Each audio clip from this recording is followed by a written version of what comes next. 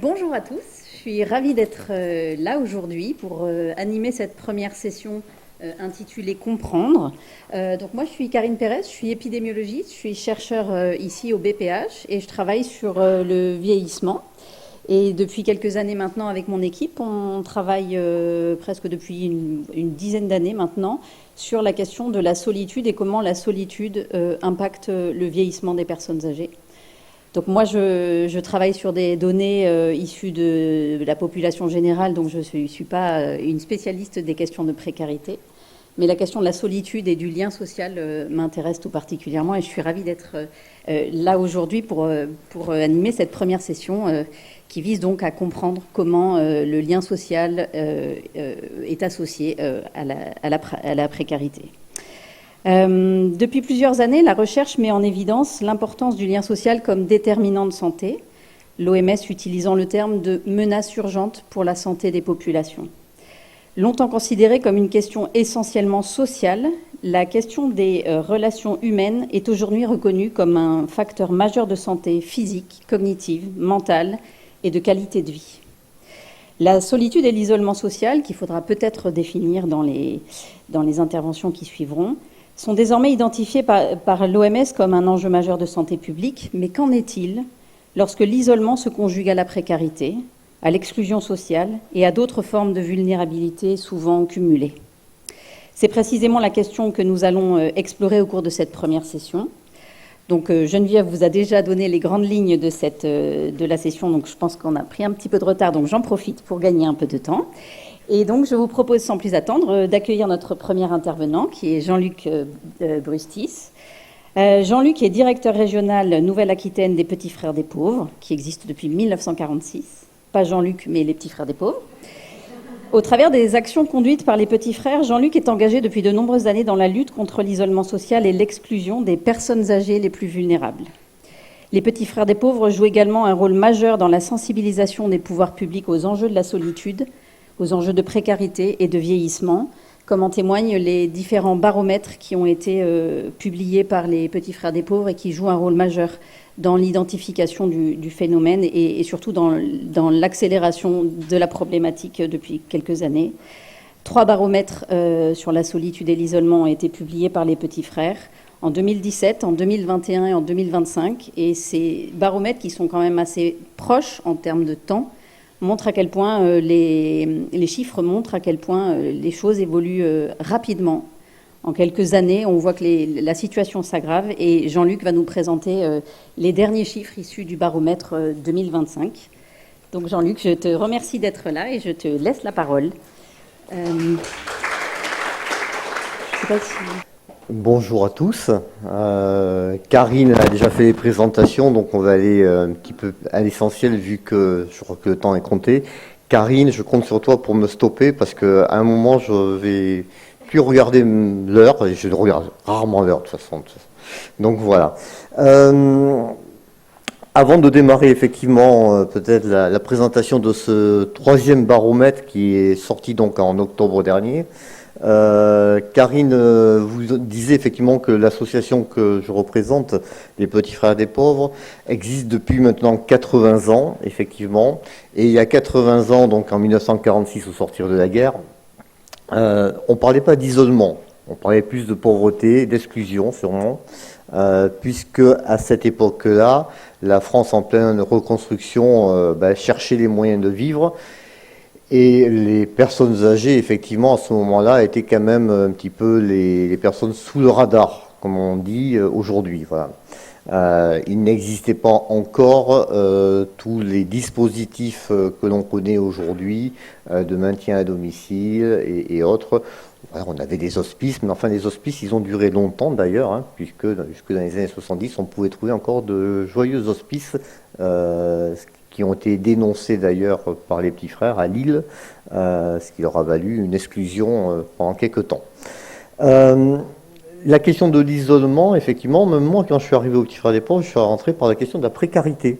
Voilà. Et c'est quelque chose qui continue, moi, à m'animer.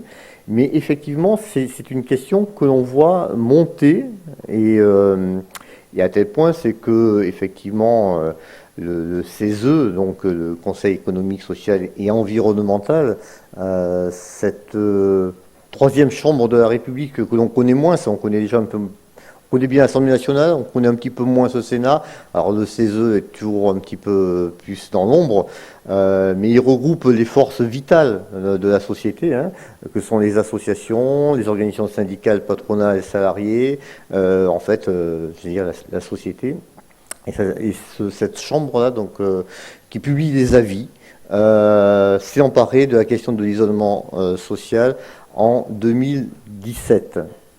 Vous voyez, donc, on parle de 46, 2017, voilà. Et c'est le moment où aussi, nous, on a sorti notre premier baromètre pour mesurer la question de l'isolement social, alors, des personnes âgées, parce que notre objet social, ce sont les personnes âgées, voilà.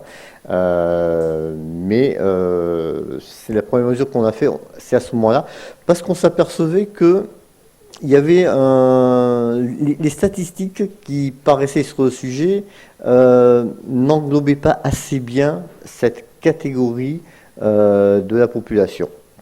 Et donc on s'est dit, il faut qu'on aille observer ça d'un peu plus près, voilà. Et c'est ainsi que on s'est lancé dans la production de baromètres, non pas tous les ans, mais tous les 4 ans, voilà. Et effectivement, donc celui qui est sorti l'an dernier est le 4e baromètre, voilà. Alors, moi j'aime bien effectivement allier l'action et la recherche, et du coup j'ai envie de vous proposer d'abord un témoignage d'un monsieur que nous accompagnons en région parisienne, voilà. Il va un petit peu nous introduire dans le sujet, et après on regardera les chiffres, les données un petit peu plus brutes. Alors par contre, je ne suis pas sûr d'être doué pour la technique.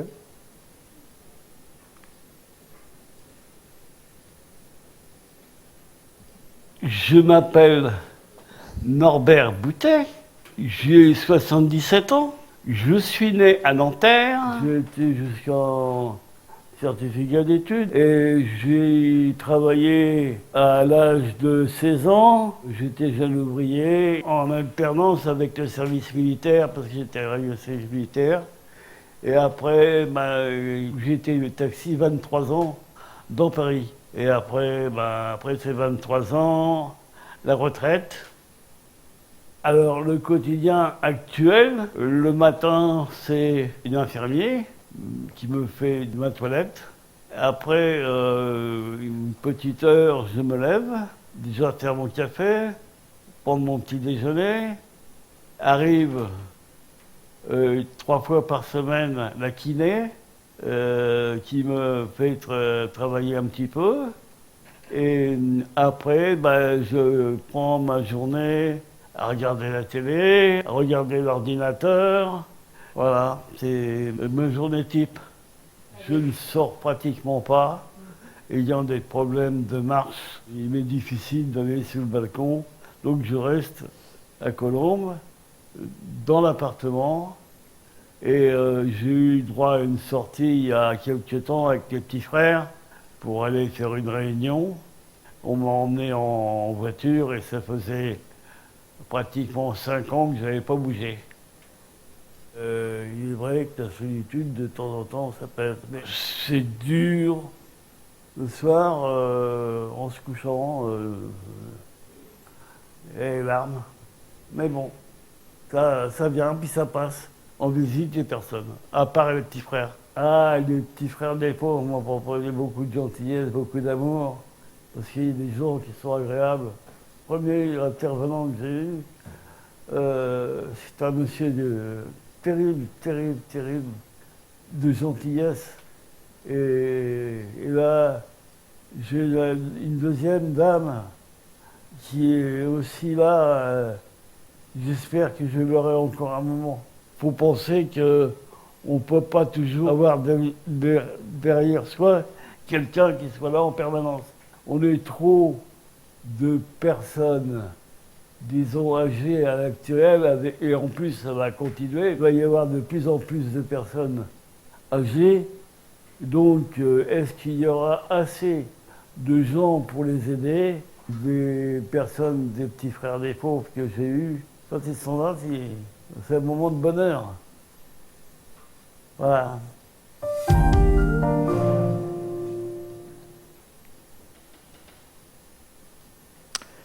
Bien, alors on pourrait s'arrêter sur cette vidéo parce qu'il y a plein de choses à exploiter dedans, évidemment, hein.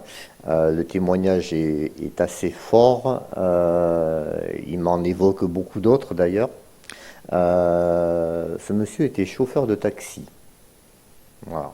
Et donc on imagine bien ce que c'est un chauffeur de taxi à Paris. On voit effectivement aujourd'hui ce qu'il est dans un total effectivement dénuement. Et en fait, les quatre murs de sa chambre aujourd'hui sont son univers, voilà, son territoire intime, on va dire. Voilà. Alors, bon, l'introduction est faite, on va dire. Voilà. Les enseignements principaux donc de cette étude. Alors bon, je vous présente le rapport d'abord. Le voilà, il fait à peu près 140 pages. Vous le trouverez sur Internet, pas dans les bonnes librairies parce qu'il n'est pas en vente. Et puis elles sont de plus en plus rares, hélas. Mais par contre, vous le trouverez sur Internet et vous trouverez aussi tout un tas de rapports que l'on produit chaque année. Puisque entre deux baromètres, on produit un certain nombre d'études je peux même faire du teasing. La prochaine étude qui sortira donc le 1er octobre 2026 sera sur la mobilité. Voilà. Rendez-vous à ce moment-là. On s'appuie sur un organisme que vous connaissez peut-être sûrement, le CSA, pour mener cette étude. Il y a une méthodologie qui est utilisée. Actuellement, on est en plein dedans parce que on est en train de travailler sur l'étude qui sortira à l'automne prochain. Et là, on est en train de repérer des personnes âgées pour travailler sur des entretiens qualitatifs. Voilà. L'étude se base à la fois sur du quantitatif et du qualitatif. Sur cette étude-là, il y a eu 1800 personnes qui ont été interrogées donc par le CSA sur la métropole, la France métropolitaine, auquel on a rajouté la Corse et auquel on a rajouté deux territoires ultramarins, la Guadeloupe et la Martinique. Tout simplement parce que ce sont deux territoires sur lesquels nous nous sommes implantés ces dernières années et que l'on voulait donc associer dans l'étude ces données ultramarines. 1800 personnes qui sont interrogées de fait par téléphone, voilà, par des gens qui ont l'habitude de faire ça à partir d'une grille de questions, voilà. Et ensuite, alors là, c'est pas mon domaine, mais je pense que Karine serait beaucoup plus experte là-dessus. La méthode des quotas, comme on entend souvent lorsqu'il y a des sondages, est appliquée de manière à ajuster en fonction d'un certain nombre de données territoriales les résultats. Voilà. Et après, la machine sort un certain nombre de chiffres à la fin. Voilà. Et l'étude est doublée d'entretiens en face à face avec des personnes. Et là aussi, on essaye d'avoir une représentation territoriale et différentes situations entre des gens qui sont à domicile, des gens qui sont en établissement, des gens qui sont en résidence autonomie, une diversité de situations. Voilà. Et là, les entretiens sont faits en face à face avec des professionnels et ce sont des entretiens qui durent à peu près 1 heure. Voilà. Et qui permettent justement de venir éclairer les données un peu plus froides de l'étude statistique. Voilà. Voilà grosso modo pour la méthodologie plus exactement. Et on va rentrer donc dans le vif des résultats. Voilà. Le premier, c'est celui qui est plus médiatique, on va dire, comme enseignement. Il touche à la mort sociale. Alors, qu'entendons-nous par mort sociale ? Là aussi, c'est sûrement des choses qui vous sont peut-être familières. C'est en lien avec la question des cercles de sociabilité. Il y a plusieurs cercles de sociabilité pour tout un chacun. Voilà. On a le cercle familial, On a le cercle amical, qui est un peu plus large. Ensuite, on a le cercle du voisinage. Votre voisin, ça va être ami. Voilà. Et puis ensuite, pour les personnes âgées, nous, on s'arrête au cercle du tissu associatif. Mais on pourrait rajouter le cercle professionnel. Mais c'est vrai que dans l'échantillon que nous avons très peu de personnes qui sont encore en activité. Voilà. Il y en a, effectivement, et puis peut-être qu'il y en aura de plus en plus. Mais nous sommes limités à ces 4 cercles de sociabilité. Et ce qui est examiné, en fait, c'est effectivement voir dans ces 4 cercles quelles sont les relations qu'établissent les personnes. Voilà. Est-ce que je suis en lien avec mon cercle familial? Oui, non. À quelle fréquence? Ce sont ce genre de questions. Voilà. Idem pour les 3 autres cercles. Voilà. Et donc, on s'aperçoit très concrètement que, quand on pose toutes ces questions-là, et qu'ensuite on fait des recoupements, on arrive à sortir un chiffre qui est un petit peu un marqueur, hein, et qui fait parler, et qui est repris après dans un certain nombre d'études, de discours. Voilà, on arrive aujourd'hui à dire qu'en France, en 1er octobre 2025, enfin ça a été fait en avril 2025, plus exactement, l'enquête, il y a 750 000 personnes âgées en situation de mort sociale, c'est-à-dire des personnes qui sont coupées de ces 4 cercles de sociabilité, le cercle familial, amical, voisin et associatif. 750 000 personnes qui sont donc coupées de ces 4 cercles et qui, effectivement, comme dit la dame là sur la diapo, mais comme aurait pu dire Norbert tout à l'heure, je parle avec mes murs. Sauf que, on le sait très bien, à preuve du contraire, les murs ne répondent pas. Voilà. 750 000 personnes, ça fait, pour se représenter, parce que des fois on ne sait pas trop ce que ça donne, ça fait à peu près, je crois, l'équivalent du département de la Loire. Voilà. Donc, si vous situez à peu près, voilà. On est en Nouvelle-Aquitaine, donc, alors ce chiffre, il a été fait par rapport à la population âgée en France, hein, voilà, ça représente 4% de la population âgée en France. Voilà, ce 750 000, si on prend la population âgée de plus de 60 ans, ça fait 4%. Donc après, on peut faire des tableaux de proportionnalité, des règles de 3, comme vous voulez, hein, c'est la même chose. Au niveau Nouvelle-Aquitaine, si on prend effectivement la population âgée de la Nouvelle-Aquitaine, eh bien, on arrive à un chiffrage de 78 000 personnes en situation de mort sociale en Nouvelle-Aquitaine. Voilà. C'est l'équivalent de la ville de Mérignac, juste derrière nous, enfin par là. Donc, c'est pas rien quand même, voilà, de se dire que effectivement sur l'ensemble de ce territoire néo-aquitain, nous avons effectivement cette population-là âgée, coupée de tout cercle de sociabilité. Alors après, il y a des variantes, hein, voilà, qui peuvent exister, mais c'est ceci-là. Je me suis amusé à descendre à l'échelle départementale. Alors plus on va descendre, plus à mon avis, après on aura peut-être des choses qui ne seront pas tout à fait cohérentes, hein, mais l'étude, elle descend pas, ça serait intéressant qu'elle puisse descendre, j'allais dire au niveau départemental, voire au niveau cantonal, mais je pense que ça demanderait beaucoup d'autres moyens que nous n'avons pas, nous petits frères les pauvres, à mettre, voilà, donc on reste sur une étude quand même générale. Mais bon, si on continue l'extrapolation, ça fait 18 000 personnes en situation de mort sociale sur la Gironde. Voilà. Alors ça me permet un petit peu de rectifier une donnée qui est parue dans la presse, qui n'était pas la bonne la semaine dernière, où on marquait qu'il y avait 40 000 personnes en situation de mort sociale en Gironde. Non, si on calcule bien, ça fait 18 000, mais c'est déjà pas mal quand même. Voilà.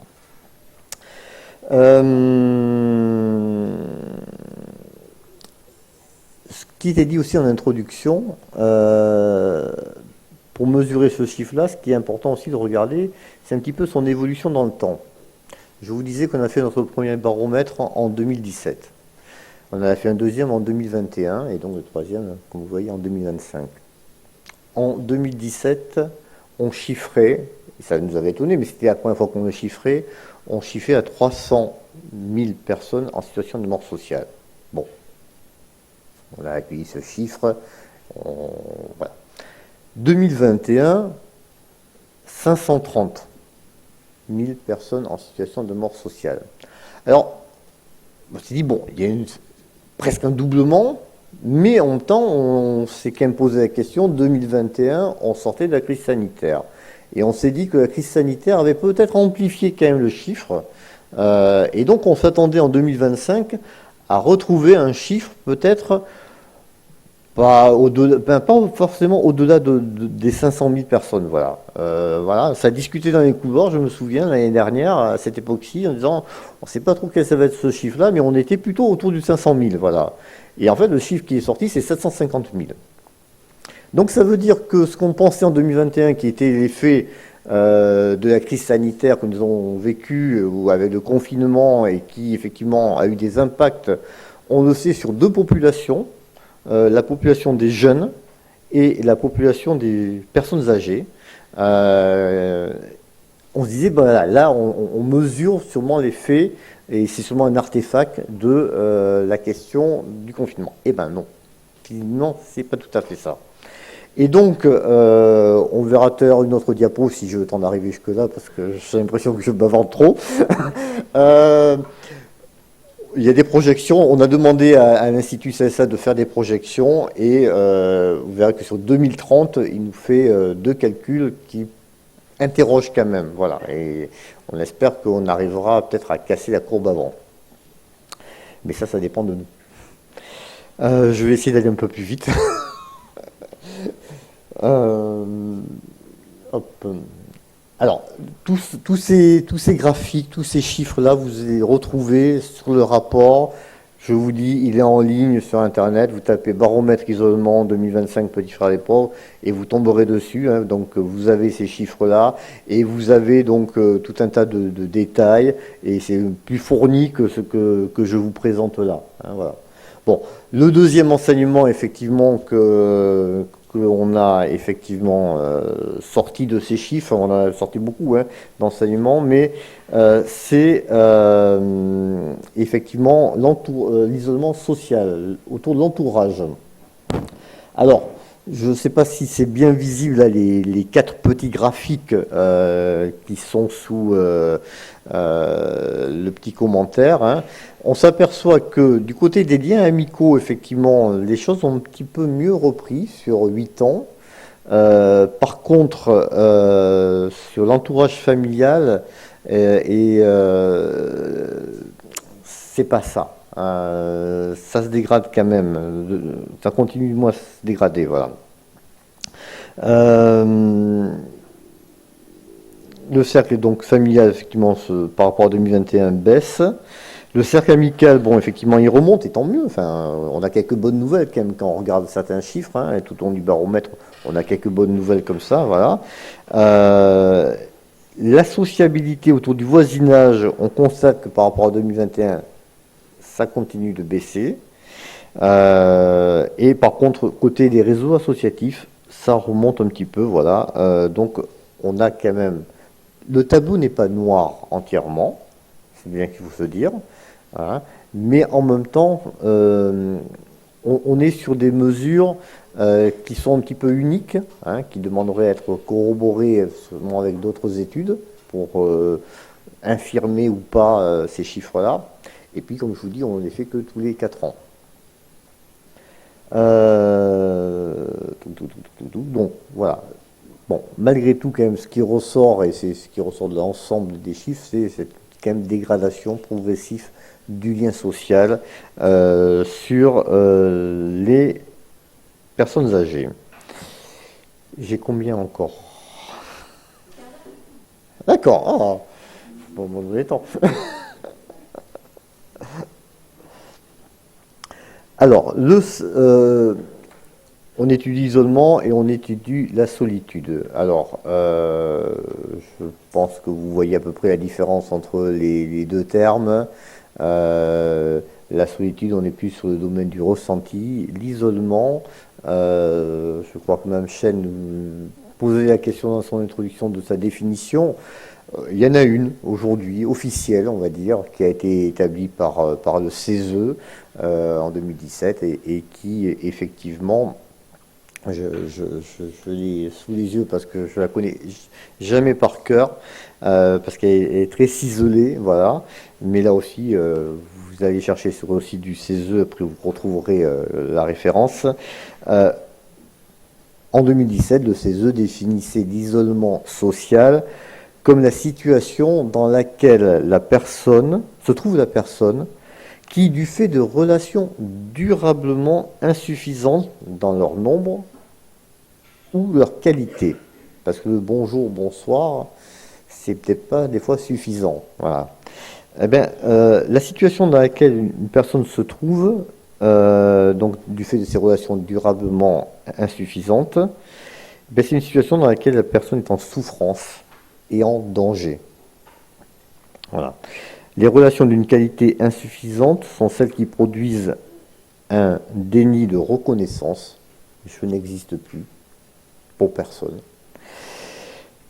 Elles produisent un déficit de sécurité. Et effectivement, je pense que c'est quelque chose que l'on va voir ressortir après dans les échanges, effectivement, notamment autour de la santé mentale. Et produisent aussi une participation empêchée. Voilà. Je me sens plus aller dans une réunion publique. Qu'est-ce que je vais dire? J'y comprends plus rien, ou j'entends mal d'ailleurs peut-être. Au niveau, est-ce que je continue à participer à la vie démocratique ou pas? Voilà. Le risque de cette situation donc d'isolement social tient au fait que l'isolement prive des personnes de certaines ressources qui sont impératives pour se constituer en tant que personne et accéder aux soins élémentaires et à la vie sociale. Voilà, ça c'est la définition qui a été travaillée par un certain nombre donc de personnes du CESE, et l'isolement se quantifie. Voilà. La solitude, ça se ressent. Voilà. Et dans notre étude, on essaie quand même de regarder les deux choses. Effectivement, lorsque l'on regarde les cercles de sociabilité, on travaille sur la question de l'isolement, puisque là, on va essayer de quantifier le nombre de relations. Lorsque l'on passe après sur la question de la solitude, on va être plutôt sur des questions autour du ressenti. Voilà. Alors, il semblerait qu'effectivement le sentiment de solitude soit en léger repli, mais quand même 3/4 des répondants au questionnaire ont indiqué qu'ils ressentent quand même de la solitude de manière fréquente ou chronique. Voilà. Et ça de façon durable. Voilà. Voilà. C'est peut-être ce qui illustre directement la situation de Chantal. Hein. 69 ans, j'essaie d'avoir le moral, de toute façon c'est ça ou je me suicide.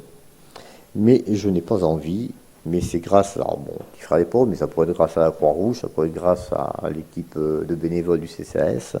C'est grâce donc à ces personnes que je vois que je ne sais pas si je sers tout. J'ai un problème de lecture. Si je serais toujours là, s'il n'était pas là, s'il ne venait pas me voir finalement. Voilà.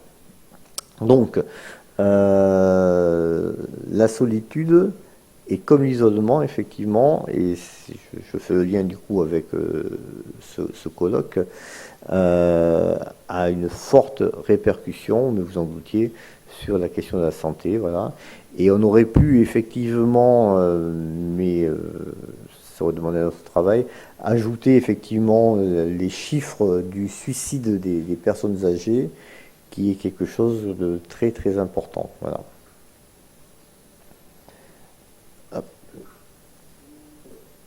Bon, je vais passer rapidement là-dessus parce que c'est un sujet que nous on va réexplorer en octobre prochain, et à la rigueur On pourra venir peut-être en débattre avec vous sur la question de la mobilité. Mais on sait aujourd'hui quand même que la question de la mobilité est aussi un facteur très important dans la situation des personnes âgées, ne plus pouvoir sortir de chez soi. Et ben, effectivement, c'est banal, mais c'est le fait qu'on n'est plus en relation avec beaucoup de monde, voilà, et on s'isole. Et c'est vrai en milieu urbain, on l'a vu avec la situation de Norbert tout à l'heure, qui vit dans ses quatre murs, alors qu'il, de mémoire, il vit, je crois, à Levallois.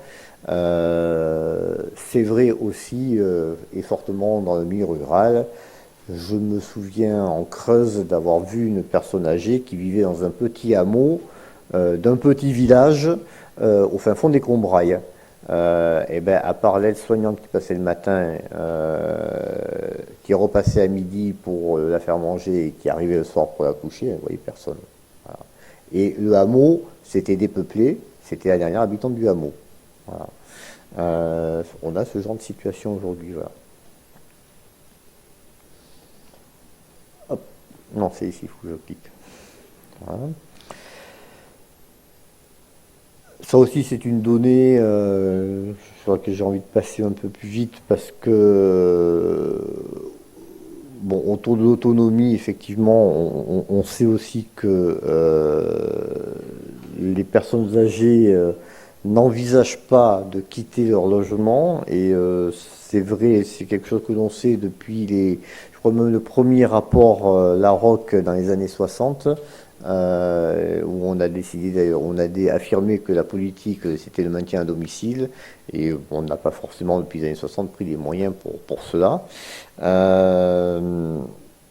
Donc effectivement on sait que c'est pas une surprise, les personnes âgées souhaitent continuer à vieillir à domicile.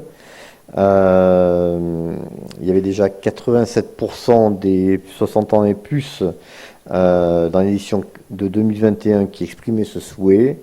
Eh bien, le choix du maintien à domicile est toujours majoritairement partagé et c'est un enjeu majeur d'ailleurs pour les années qui viennent et dans les débats qui vont se préciser au fur et à mesure. On vient d'apprendre que à l'automne prochain, il y aurait une nouvelle conférence nationale sur l'autonomie. Il y en avait une l'année dernière, quasiment à la même époque. Bon, voilà, on passe de conférence en conférence ou en rapport comme ça, proposé par le gouvernement, mais il nous manque quand même la loi derrière. Ouais, je sens que... Voilà. Je vais aller peut-être juste sur deux, trois petites choses.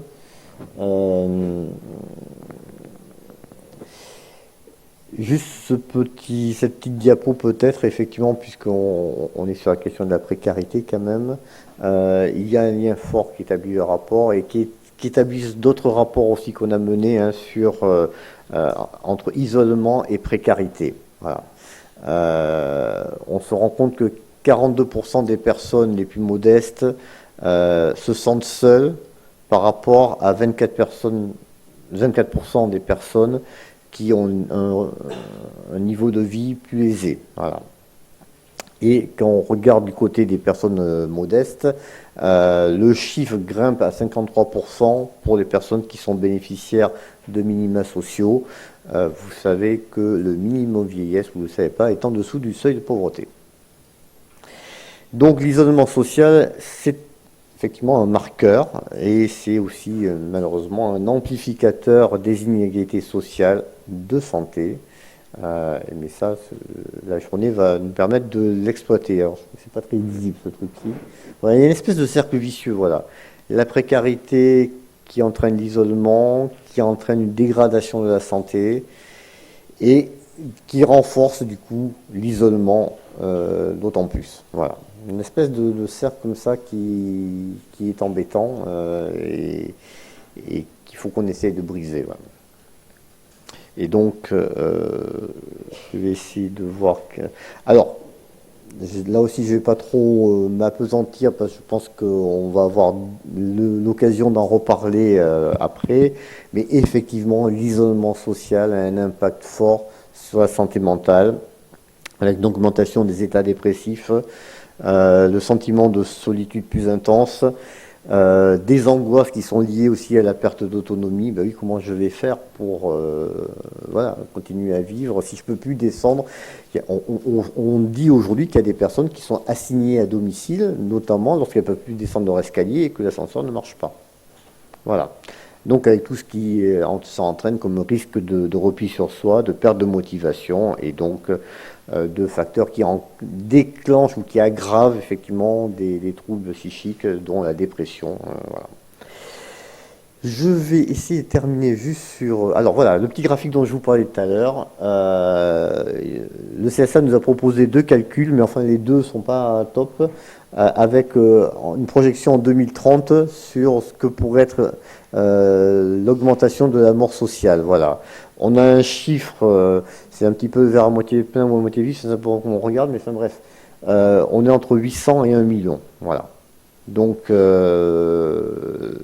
on espère plutôt le 800, ça veut dire qu'on aura peut-être trouvé des moyens d'amortir l'isolement social, mais 1 million nous menace un petit peu, voilà.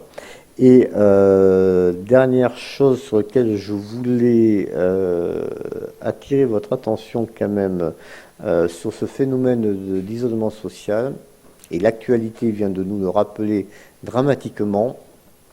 Dans nos préconisations, en fait, il y a des questions, on essaie de voir comment prévenir l'isolement, et ça, peut-être qu'on va être amené à en reparler. Ça serait intéressant, on se dit quand même, et peut-être que pour l'ISPED, ça peut être un sujet, combien coûte l'isolement social en France? Combien coûte-t-il aujourd'hui à la santé publique, par exemple? Voilà. Et deuxième chose, la question de la mort non plus sociale, mais la mort solitaire, la vraie mort, tout simplement. Voilà, l'actualité, comme je disais, vient de nous rappeler dramatiquement, puisque Sud-Ouest faisait état hier ou avant-hier, à Saint-Jean-Pied-de-Port, d'un monsieur âgé, retrouvé, décédé. Alors, je ne sais plus si dans ma tête c'est 1 mois et demi ou plus. Voilà. Mais ce genre de situation-là, on en a déjà trouvé à Bordeaux. Agen aussi a un triste record pour ce qui est la région. Voilà. En Creuse aussi. Voilà. C'est un phénomène qui n'est ni plus ni urbain ni rural. Il touche tout le monde aujourd'hui, voilà. C'est une angoisse de certains maires aujourd'hui, de se dire, pourvu que les pompiers ne viennent pas m'annoncer qu'on a découvert une personne âgée à 500 mètres de la mairie, morte depuis 3 mois, ben, ça peut arriver. Voilà, c'est arrivé au maire d'Agen, enfin l'ancien maire d'Agen. Voilà. C'est un phénomène à bas bruit qui, au Japon, autre pays où la démographie est très vieillissante, porte un nom dont je ne me souviens pas, mais je pense que Boris le connaît, je pourrais vous le dire tout à l'heure. C'est un phénomène à bas bruit qui ne se voit pas, mais qui s'installe petit à petit et qui mériterait qu'on s'en inquiète, voilà, aussi. Voilà, je crois que je vais m'arrêter là, parce que sinon... bon, Merci je beaucoup. remercie.